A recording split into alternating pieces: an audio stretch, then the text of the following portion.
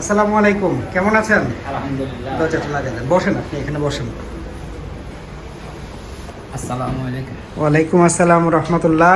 আপনি আমাদের কাছে প্রথম কি অসুবিধা নিয়ে এসেছিলেন? আমি প্রথম তিনতলা থেকে অ্যাক্সিডেন্ট হয়েছে, জি নিচে পড়ে গিয়েছি তিনতলা ছাদ থেকে।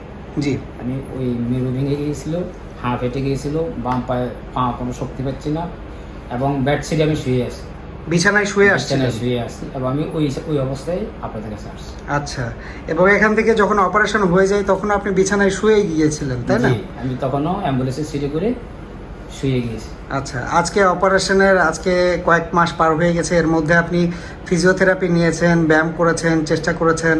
আজকে আল্লাহর রহমতে আপনাকে আমি হেঁটে আসতে দেখলাম। আপনাকে হেঁটে আসতে দেখে আসলে আমার নিজের কাছেই খুব ভালো লাগছে।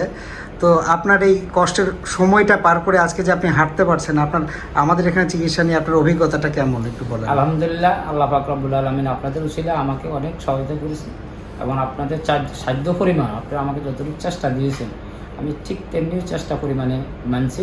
আল্লাহ পাক আমাকে এই পর্যন্ত আনছে। আলহামদুলিল্লাহ, আমি আপনাদের প্রতি অনেক শ্রদ্ধাশীল জানাই।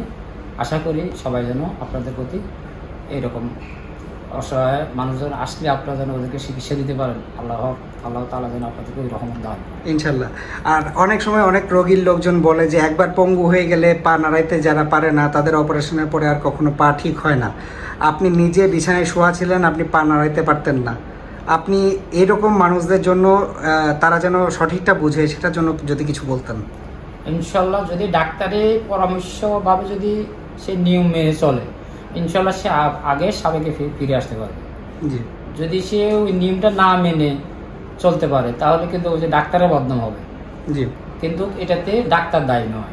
জি যে আমাকে যেরকম বলেছে 1 মাস পরে যাইয়া ফিজিওথেরাপি দিতে, জি আমি ওখানে যাই ফিজিওথেরাপি দিয়েছি, 1 সপ্তাহ থেরাপি দিয়ে ওখান থেকে চলে আসছি।